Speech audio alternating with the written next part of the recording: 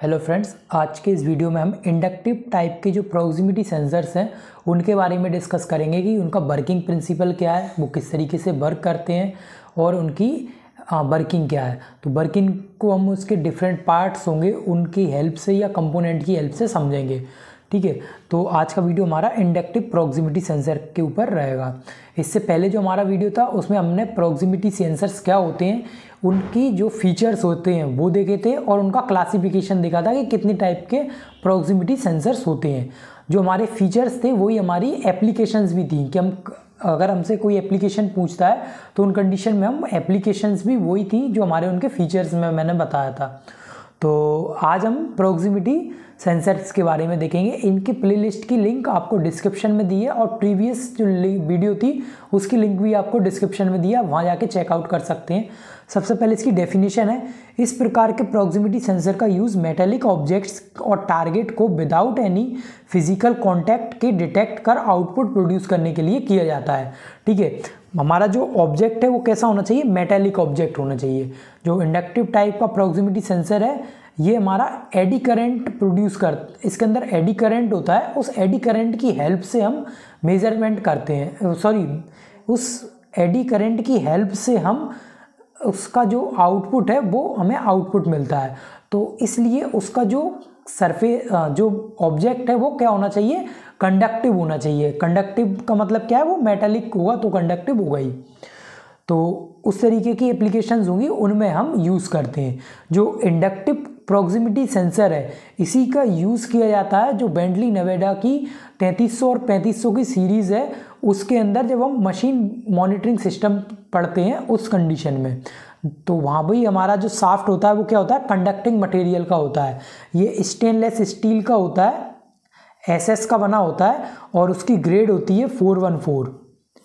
ठीक है, तो वहाँ पर हम इसी टाइप के हमारा प्रॉक्सिमिटी सेंसर होता है तो उसका यूज़ करते हैं। तो इसका प्रिंसिपल मैंने लिखा है, ये लॉस इन एडी करंट के प्रिंसिपल पर वर्क करता है।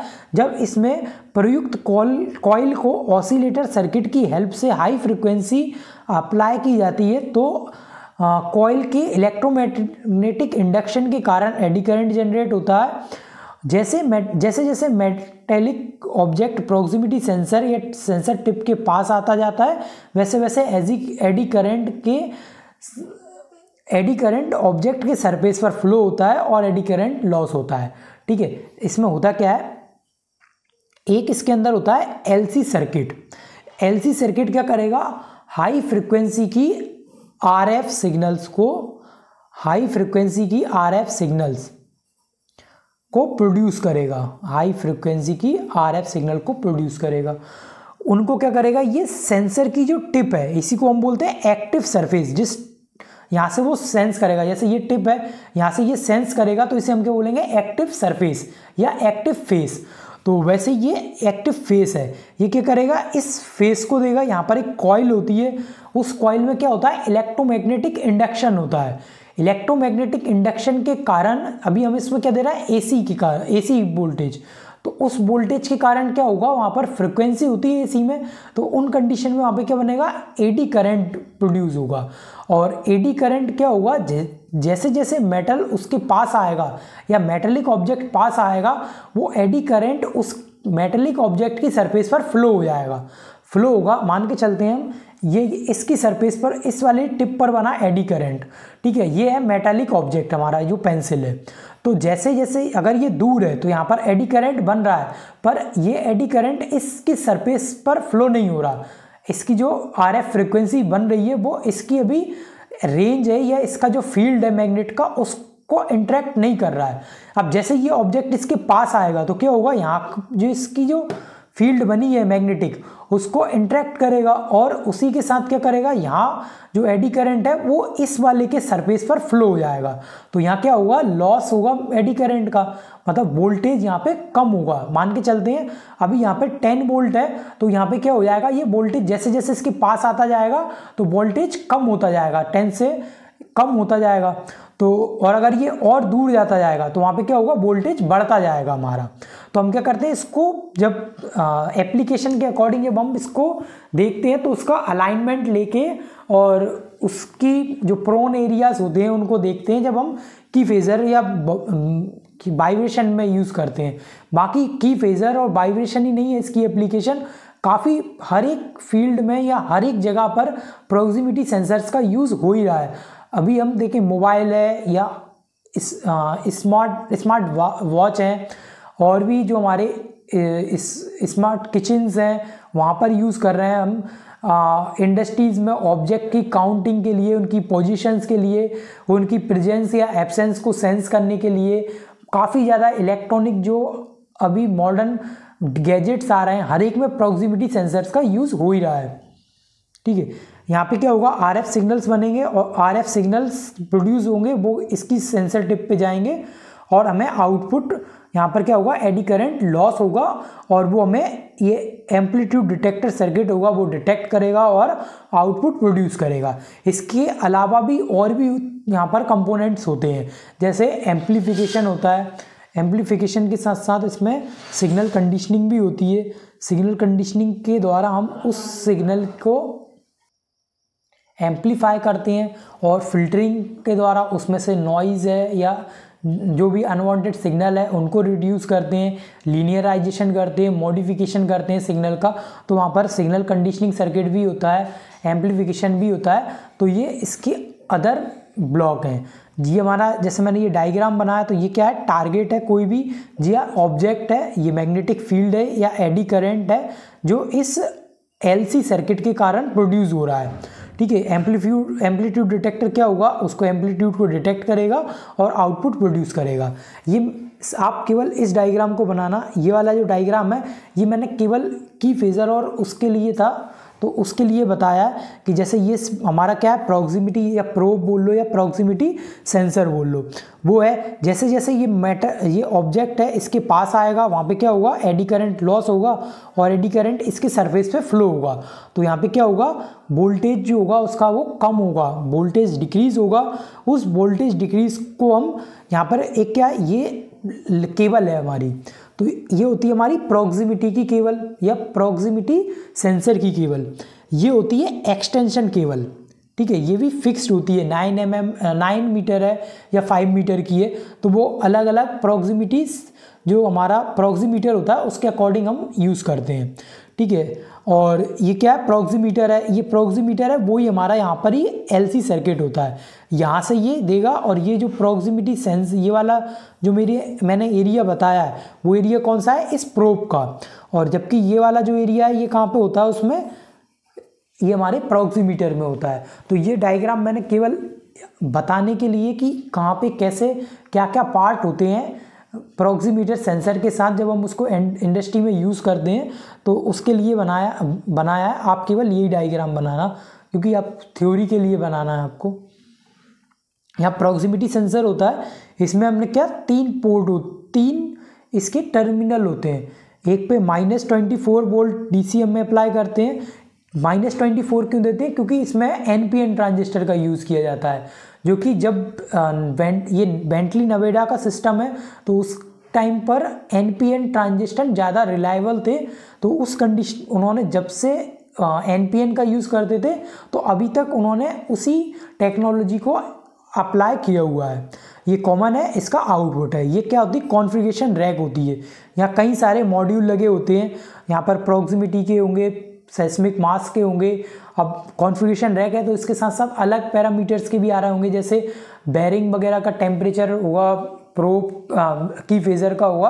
तो यहाँ मॉड्यूल्स होते हैं, इन पे हमें रीडिंग मिल जाती है। ठीक है, ये हमारे लिए कॉन्फ़िगरेशन रैक होती है। तो ये इसका क्या हो गया, वर्किंग प्रिंसिपल हो गया और इसका डायग्राम हो गया।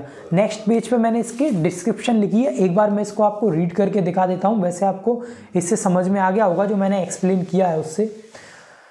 इंडक्टिव प्रॉक्सिमिटी सेंसर्स के निम्न कंपोनेंट्स होते हैं जिनकी वर्किंग निम्नानुसार है। एक इसमें एक्टिव फेज होता है जो कि क्या है, प्रोब का जहाँ से वो सेंस करता है वो पार्ट होता है।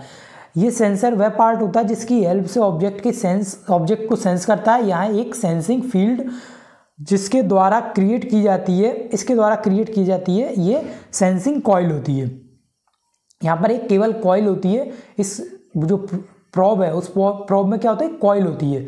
कॉइल में क्या जाता है, हमारा RF सिग्नल्स जाते हैं, RF हाई फ्रिक्वेंसी सिग्नल्स जाते हैं, उसके कारण मैग्नेटिक फील्ड जनरेट होती है। मैग्नेटिक फील्ड जनरेट होगी तो वहाँ पर क्या होगा, मैग्नेटिक इंडक्शन के कारण, इलेक्ट्रोमैग्नेटिक इंडक्शन के कारण वहाँ पर एडी करंट जनरेट होगा, और मेटल जितना पास आएगा उतना ही एडी करंट का लॉस होगा। तो उसे अभी हम इस ग्राफ के हेल्प से देखेंगे।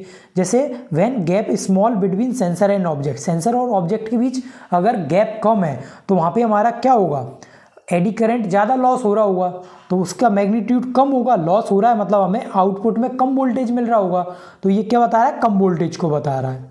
ठीक है, अब जैसे अगर when large gap between sensor and object, sensor और ऑब्जेक्ट के बीच गैप लार्ज होगा, ज़्यादा होगा, तो क्या होगा, वहाँ पर एडी करंट कम फ्लो होगा। कम फ्लो होगा मतलब हमारे कम लॉसेस होंगे, तो वहाँ में आउटपुट वोल्टेज ज़्यादा मिल रहा होगा।